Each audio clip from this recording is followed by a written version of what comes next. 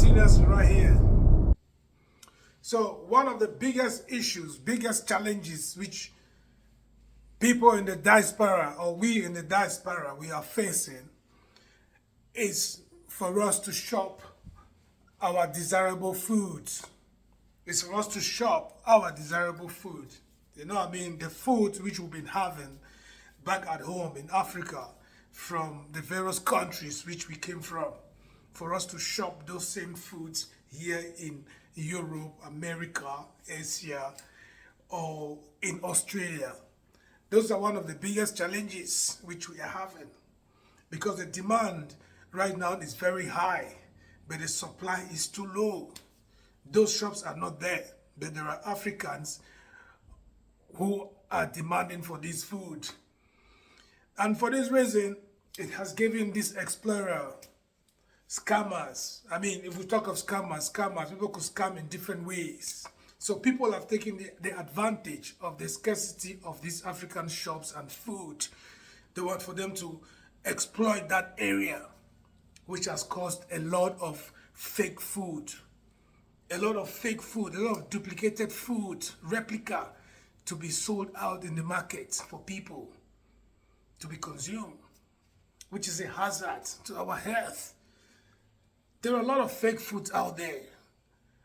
Those of us who from Cameroon, Nigeria, or different African countries who are used to food like gari, food like pounded yam, food like egusi, granite, even catfish, or different fishes. All these things have been fabricated. All these things have been manufactured. You know, they're not organic anymore. Very less.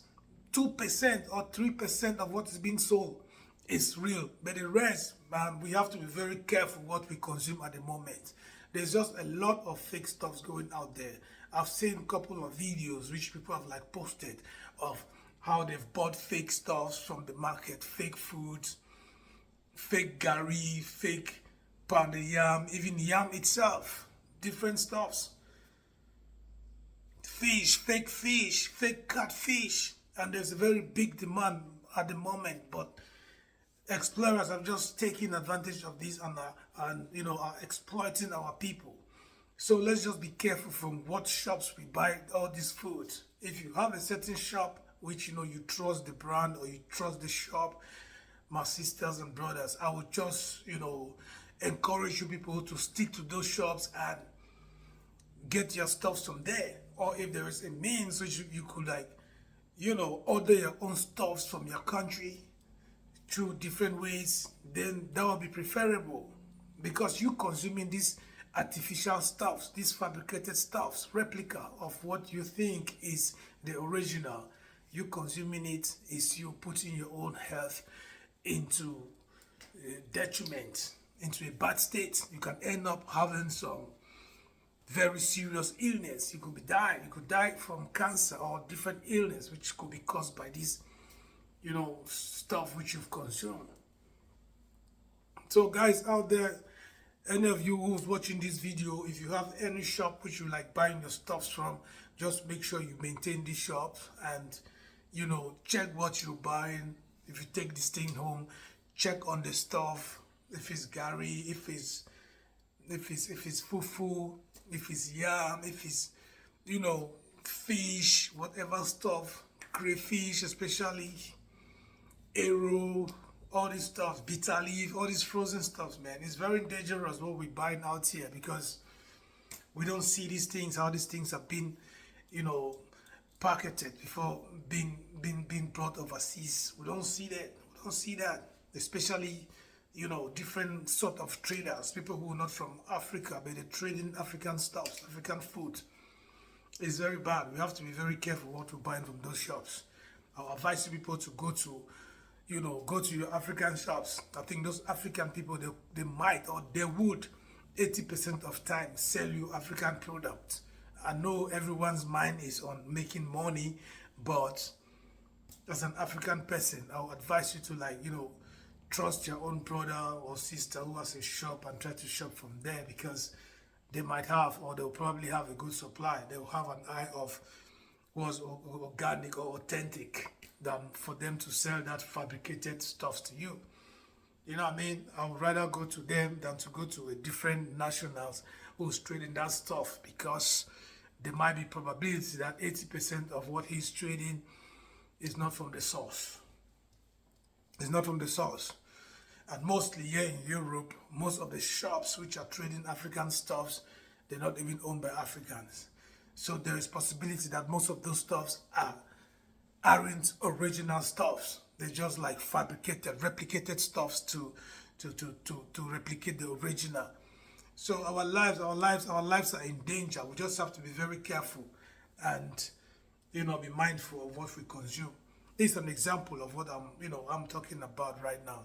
There's a video which is circulating. I just thought I should share this video with you guys, and so you guys have an idea of what I'm talking about. Check this out. Yes, T. Nelson. If you are watching this video, whatever you're doing, put it down so we can save the world and save our family and save mankind. Scammers are everywhere. People are trying to kill people, give people cancer. You see this thing like this, it is called Gary. It even says 100% natural Gary. Hey, I bought this thing in a store in Missouri. I was going to make Gary fufu for my husband, my people. Look at this. 100% natural Gary. Bought it. I came home, tried to make fufu Gary. This is a fufu Gary. It took forever. I was staring and staring and staring. It took forever. At one point, you guys can see the corner. It looks like rubber. The thing started smelling like rubber. I'm like, hey, this thing I see, let it not be that I'm a victim of these fake things and food that they're selling around. So the thing started smelling like rubber as I was turning the fufu. I suspected. And I said, you know what? My instinct sometimes, I said, okay, let me try to fry this Gary and see if it's going to get drier or what was going to happen. If it's rubber, that's going to start melting in high heat. My dear people, this is what I found out when I started frying the Gary and frying it and frying it.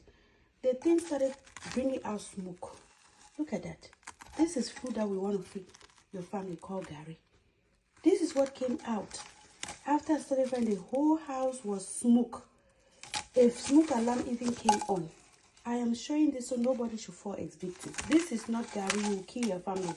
You will give your family cancer. If you have this thing in your country, someone will throw it away. This is not Gary at all. See, this is what came out. From here to something that the family was going to eat, to something that is, I don't know if this is kunta, this is wrapping, whatever it is, but it is not edible. This is not good for human consumption. Share, share, share. Let's save lives.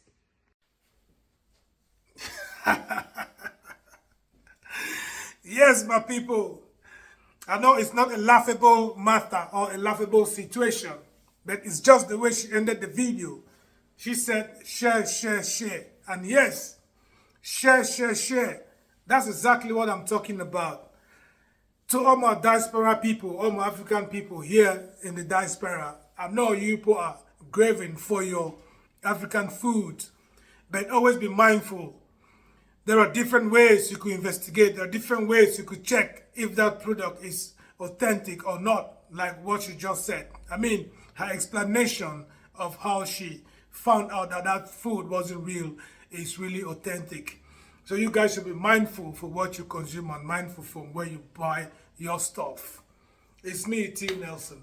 Help and share this video out so it could reach as much as, people possible, for them to understand and know where and what they buy and consume for their health, because their health is more and very, very important. Thank you very much. Thanks for watching, and make sure you share and always come to my page, and you always find nice stuff. T, I'm out.